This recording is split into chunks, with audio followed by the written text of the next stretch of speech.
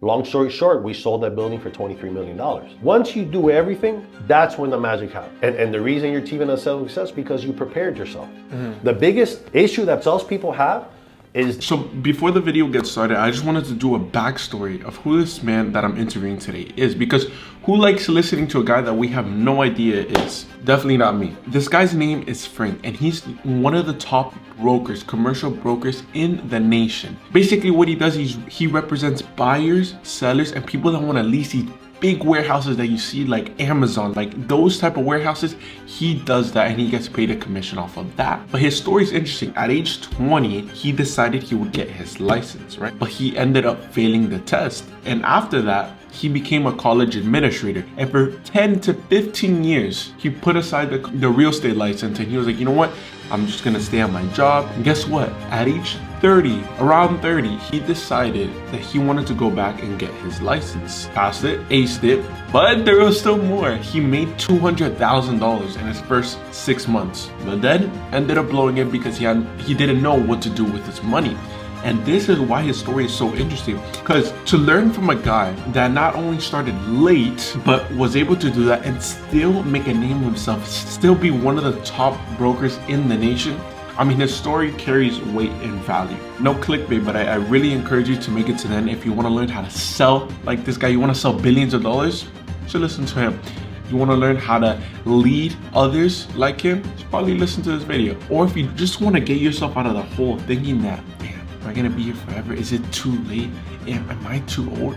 You have to stick around and listen to this whole interview, because I promise by the end of it, you'll realize that it's never too late. And put your learning hats on. I'm gonna put mine on, okay? And remember that this is a place where learning becomes entertaining. In that 15 years you said it took to go back and get your license, were you thinking about getting your license in between those 15 years? Oh, absolutely. All the time. All the time. You know, I regret it. I regret that I didn't continue, you know, when I was 20 years old. But, you know, it's never too late, right? It's never too late to start something new, to live your dreams. And so I saw I had another opportunity. So now I'm an adult. I'm 34, you know, around 34 years old or so, looking to get into some career, something that's going to bring me, a higher salary, right? Yeah. And it just happened that it was just like a perfect fit. You know, I got right into it. You know, I had some, you know, really good mentors that really helped me, and they taught me the business, which I am forever grateful to them. But again, it was just coming from where I was coming from, working for government for 17, 18 years, very corporate style, you know, a job that I had. Now I brought that experience and that into real estate, but now I had a different level of hunger, right? I was in a different position. You know, I wanted to succeed. Now I'm thinking in my mindset, I'm an adult now, right? So I'm 35 years old, 34 years old. It can't be that I'm going to try this. No, there's no try. It's either I do it or I don't do it. So I went into it with the mentality that was that, you know, I refuse to fail, right? I'm not going to fail, okay? It might take a month, it might take a year, it might take 10 years, but I'm not going to give up this time. Taking off on real estate is extremely hard. Once you're up in the air, you know, it's okay, right? But starting is really difficult. So you don't make any money, you know, unless you get really lucky when you first start. You know, the first 6 months or 7 months or 8 months, you're not going to make much money. So, but at the time I had a house, I had car payments, I had expenses. And I remember telling my wife, listen, I'm not giving up. So if we go 3-4 months without closing the deal, I'm not giving up. If we have to move in with your parents, we'll move in with your parents. Like, this is like do or die, right? Yeah. I'm not going back. But that was your mindset when you first got the license. You're like, okay, I'm all in on this. There's no. When as an adult, now when I was, you know, in my 30s, right? Yeah. My mindset was different than when I was in my 20s, right? Okay. I wish I had that mindset when I was 20, because if I did today, who knows where I would be today? You know, I don't have any regrets. You know, that life is life, and all my failures and successes are what brought me to this very moment where I'm at in my life. You know, and I'm extremely blessed. You know, I'm very lucky to be in the position I'm in. But it wasn't easy. It took a lot of work. It took a lot of time. A lot of commitment on my end. And then eventually I started to taking off, and then I realized right from the start, it was a good fit. It was a good fit. I got, you want to call it lucky or unlucky. The first 2 months in the business, I cold call a warehouse, and we ended up selling it for $2.7 million. Your first cold call? Not my first cold call, but my first two months in the business. Okay. And we got a deal. We got paid, good amount. I think my check at that time was like $30,000 or $35,000. One deal. Did it open your eyes a in little? the first 2 months? So imagine, I'm like, oh my God, this is easy. Yeah. Oh my God, this is incredible. And I'm really good at it. Like, I know this is going to blow up, right? That was my mindset. So I kept hustling.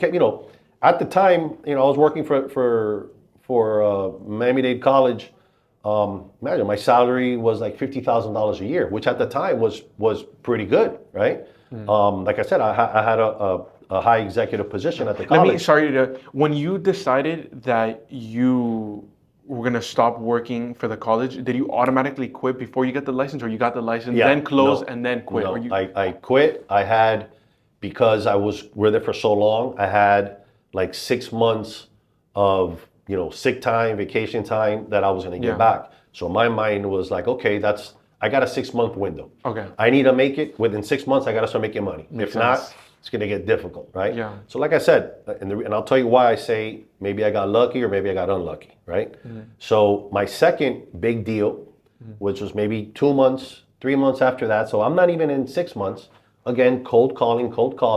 I called an owner. We had a buyer, a very wealthy man that he wanted to, invest like $50 million. I cold called a building that I know he would be interested in, and they said, yeah, we will consider selling, and we want to stay as a tenant to do a sell leaseback, which is exactly what our buyer wanted to do. Long story short, we sold that building for $23 million. So that was my second big deal. On that one, my commission on that one was like $100,000. So now, wait a second, the first 6 months, I've made $150,000. Like, wow, right? Yeah. And then because of this one client with this big deal, it's 23. Once you close a deal, 20, it's hard to say, okay, I'm going to go look for a $1 million deal, a $2 million deal, right? So where I say maybe it was unlucky to have success so quick, because after that, my mindset was different. My mindset was I only wanted whales. I only wanted these big monster deals. So I spent the next 6 months chasing these $100 million deals, $50 million deals. Those are very difficult, right? They don't happen very often, right? Okay. So I went along another 6 months without making a dollar. And it kind of, put everything in perspective, say, wait a second, okay, you know what? I just started in this business. Who am I to start saying I only want to sell $20 million buildings, right? At the time, there was other brokers in the market, and we had a bunch of listings, and they would call us. Some spaces were small, and this broker, I remember this one broker, very extremely successful that I admire a lot, that I look up to. She was selling things left and right. 5 million here, 6 million, 7 million, 2 million, 4 million. All over the place, but it was a lot of transactions, and I was really impressed with that. And now she ends up calling me because she had a client interested in a little 2,000 square foot warehouse to rent that we had. That is maybe a $2,000 commission, a $3,000 commission. But this broker put so much effort into this small little transaction, and she represented her client like with her best ability. She treated that client like if they were not a 2,000 square foot tenant there, if they were a 200,000 square foot tenant. Okay. And it opened my eyes. And I said, wow, look how super successful broker like her, and she's still calling these little deals. So I said, what am I doing? What am I doing? I got to go after everything. I got to go after the small deals. Keep going after big deals, right? There's nothing wrong with that. But, I need to go after smaller sizes. I need to open up my clientele, and look for opportunities, Okay. There's a quote by, I think it's a motivational speaker out there, that he says, when you aim for the stars, or aim for the moon, something like that. Aim for a moon, because even if you miss, you'll be amongst the stars. Right. And I said, because like you said, you're either unlucky or lucky, because your mindset shifted. You're like, hold on, because you raised the bar. a little bit. Do you think it's important when you, let's say you're first getting into an industry, even commercial real estate, to set your standard high from the get-go, or should you just take it as it comes? No, absolutely. Listen, you have to have goals, right? You have to set a goal. My career was a little bit different because I'm in my mid 30s, right? When I started doing this. I was, was already experienced many years in different positions and managing people and interacting with people. So I was already a little more experienced, right? Yeah. But I think when you're young, you have to look at yourself as like a farmer, right? You're a farmer, and you're gonna plant, apple trees, right? That's what you're gonna do. You're gonna have a farm, and you're gonna plant seeds, and one day apples grow, and you're gonna pick them, and then you're gonna sell them, right? That's your business, right? So what does a farmer do? In the beginning, what does a farmer do? A farmer, before they start planting seeds, they start getting the soil ready, right? They plow the soil, they fix it, they do whatever they have to do, take the weeds out, whatever. They gotta prepare the soil for the seed, right? So when you're young and you're just starting in this business, that's how you have to look at it. Right now, you're a farmer. You got to get the ground ready so you start planting the seeds. So, for instance, we'll use commercial real estate, right? So how do you do that? How do you get the ground ready? Well, it's by education, right? Educate yourself. Learn your product. Learn what you're selling. Become an expert in whatever you're selling. If you want to sell, in my case, I do most of my business is industrial. I do some office and some retail, some other things, but mainly is I focus on industrial, and I try to be an expert in industrial, right? So just like a farmer gets the soil ready, when you're young, it's educating yourself, learning the market, meeting as many people as you can, having lunch with as many other brokers as you can, just getting to know the market, getting to know your colleagues, people you're going to be working with, right?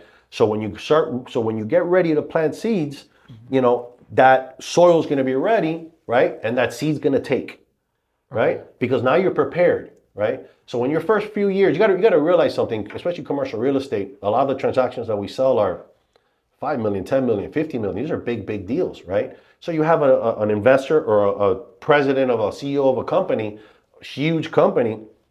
When you're 21, 22 years old, it's going to be really hard for you to sit in front of a man who's 65 years old that's been running his business for 40 years and his company's worth $100 million, right?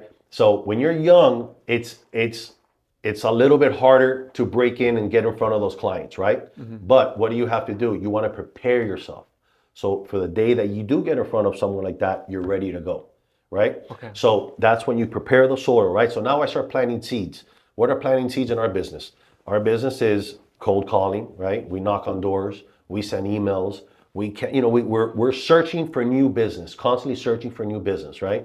So what are we doing? We're planting seeds. When I send an email to an owner of a company that I know is renting a warehouse or owns a warehouse, I'm planting a seed there, right?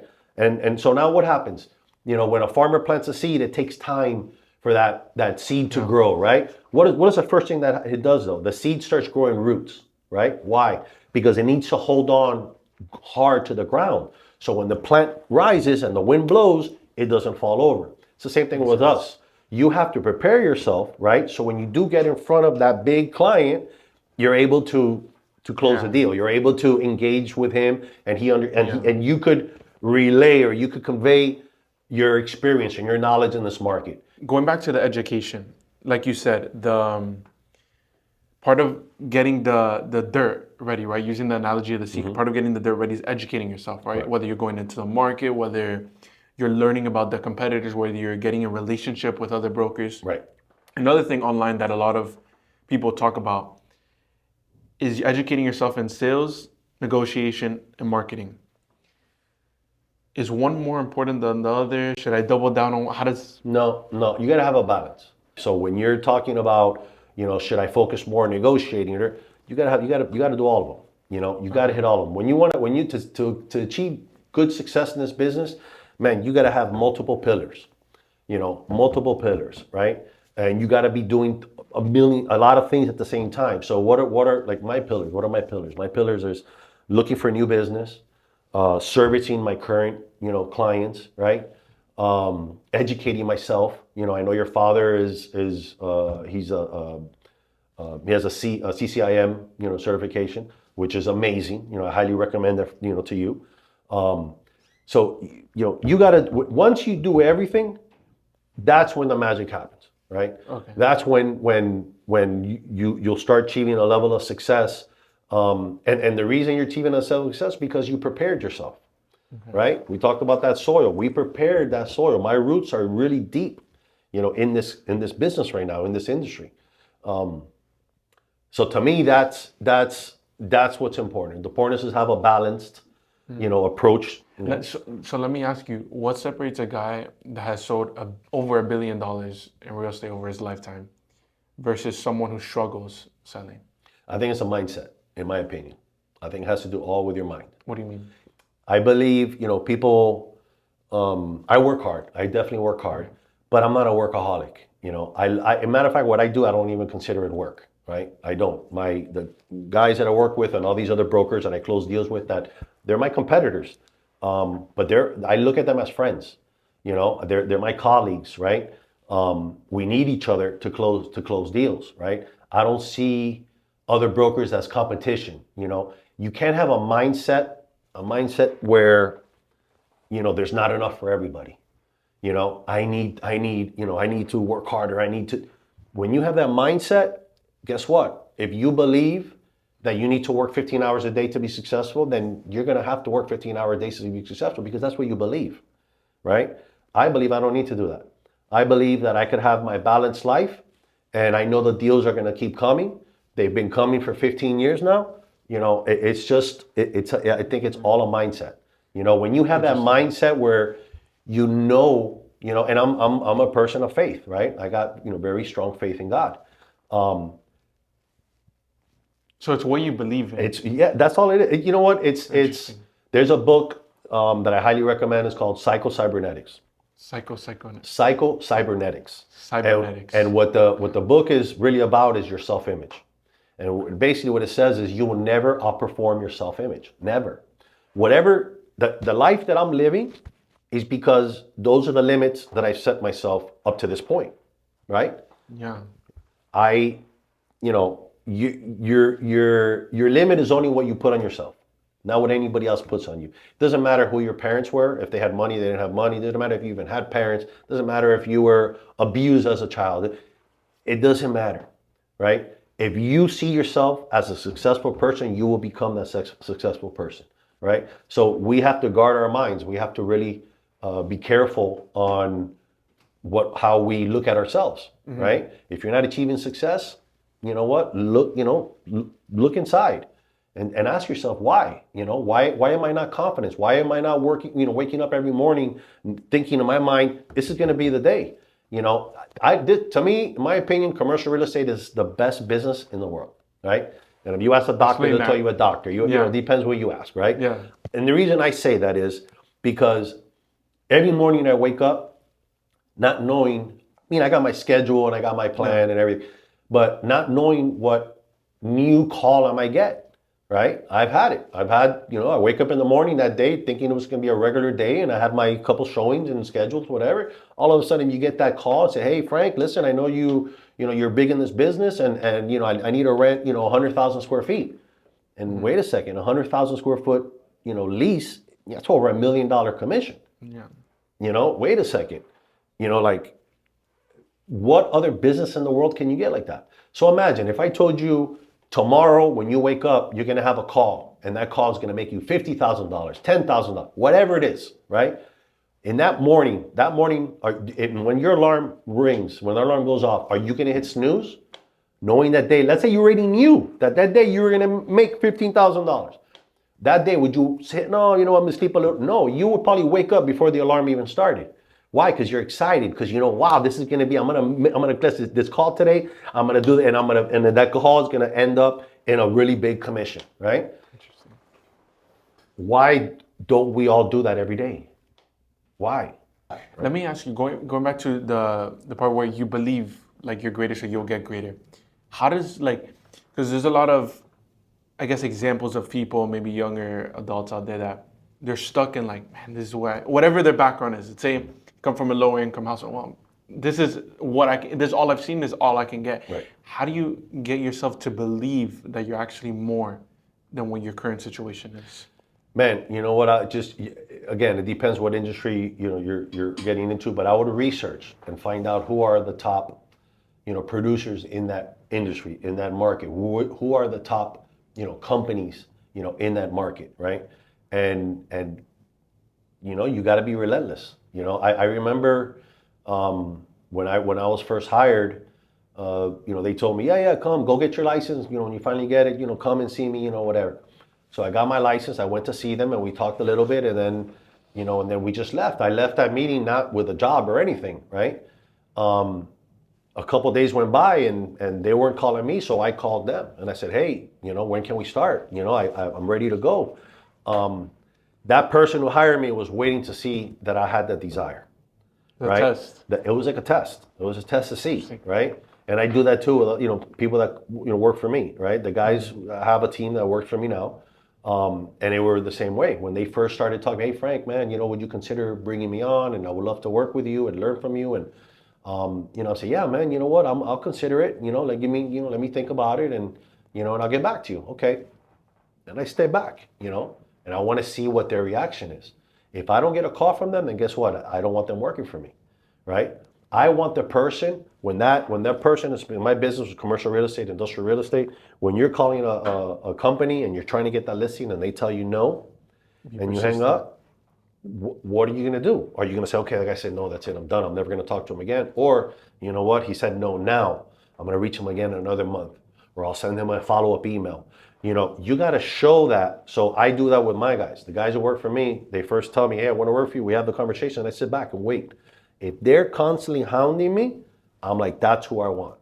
That's who I want. I want someone like that. Someone who's aggressive. Someone who's not afraid to ask for business. Mm-hmm. The biggest issue that salespeople have is they're afraid. They're afraid to get right to the word. Basically, it's like, hey, can we work together? Can I have your listing? Okay. Right? A lot of people, they'll keep talking and dancing around it. Why? Because they're afraid the person's going to say no.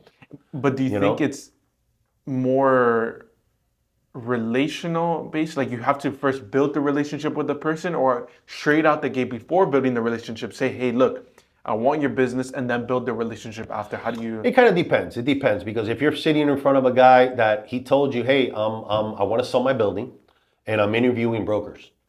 Right? I'm interviewing brokers. That's what the guy's telling you. Yeah. Okay. The building owner is telling me, I'm going to interview 5 brokers, 6 brokers, 10 brokers, whatever it is, right?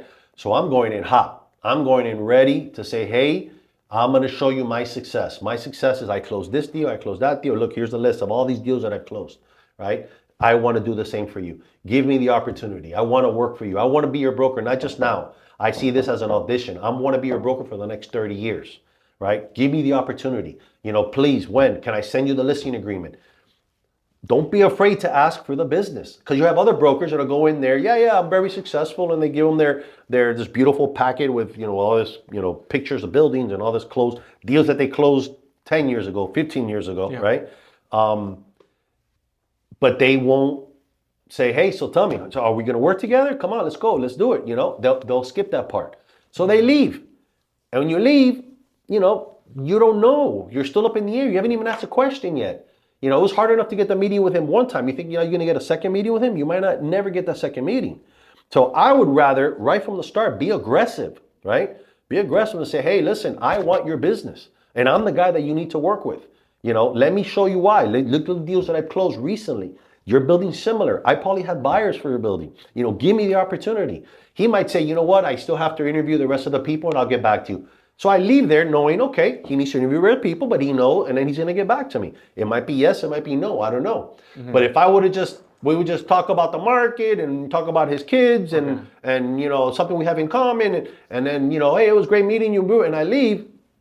So what's the next step? So actually on that let's say someone like that example that you said, he'll say, well, let me finish interviewing the other brokers and then I'll get back to you. There's a lot of sales coaches right now on Instagram, thousands of them, right? And one of the bigger trends going on, and I want to get your opinion on it, is, was it pressure selling? Saying, no, the time is now. Is is that something realistic in that moment that you're like pressuring them right now is now, no. or do you let them? You gotta let them. You gotta. So Okay. I believe in. Remember, you sit in front of somebody for the first time. They don't know who you are. They don't know anything about you. You could start making things up. They have no idea, right? Yeah. So the way I approach it is I want to tell them who I am. I want them Okay. to know me. I want them to know who I am as a person. I want them to know how my success in my career. I want them to know how I could provide value, to them, right? So that's how I start. I start, telling them who I am, and then I ask them a question. So what is it? What are you looking for? What are your goals, right? I think our job as brokers is to help our clients reach their goals, whether it's leasing a property, renting a property, growing their business, whatever it is. I want to provide value to that company so they could continue to grow and achieve more success, right? If they do that, I also achieve more success. I've had clients that years ago, they started in 5,000 square feet and today they're in 100,000 square feet, right? I was part of that. I helped them grow. I helped them, sell their building, buy another one or lease or that. I was a part of that company's growth, right?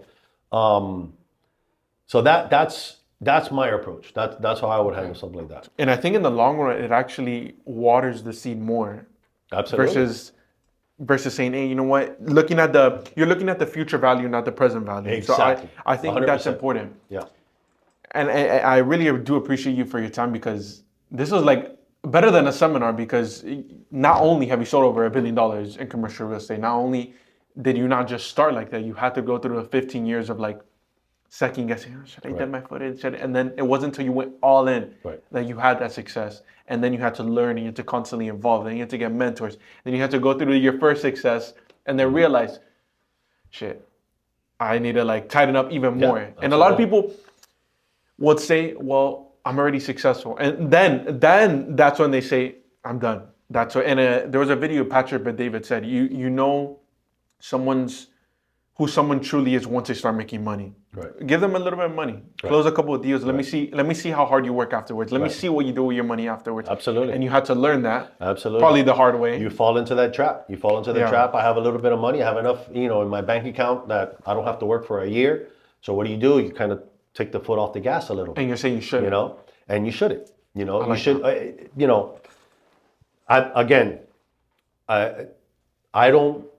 I'm not working, the amount of hours now that I did when I first started. Okay. When I first started, I was at the office at 7 o'clock in the morning, and I would leave at 6 p.m. In the afternoon, right?